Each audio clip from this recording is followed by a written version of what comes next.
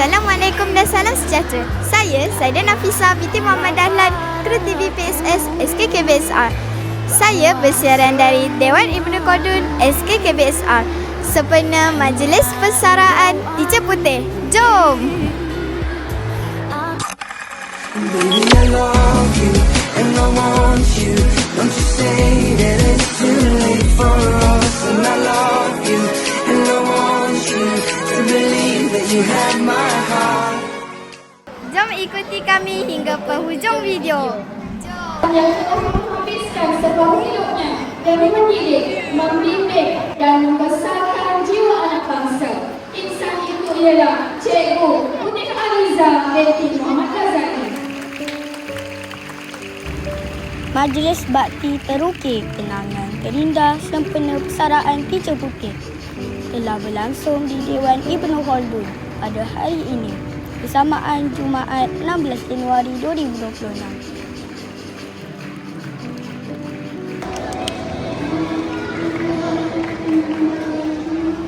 Pemakaian selempang dan gimik keras. Seterusnya, bacaan doa, ucapan wakil murid, ucapan guru besar dan tayangan video profil Teacher Putih. Puan-puan serta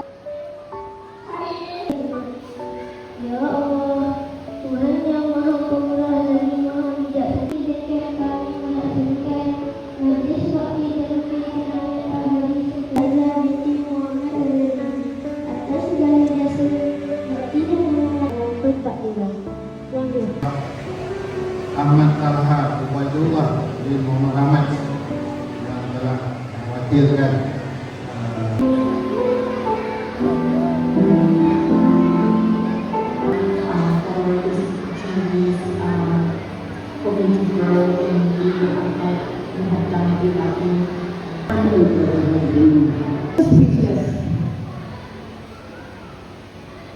Ini kan tak nangis hari ni. Saya kalah diri. Tuhai kekasih hati, katakanlah padaku. Selesai ucapan Teacher Putih, majlis dan dengan pemotongan kek, persembahan murid dan penutup dengan penyampaian hadiah. Aku tak sanggup kasih kehilangan dirimu. Oh, sedetik rindu mencengkam terasa.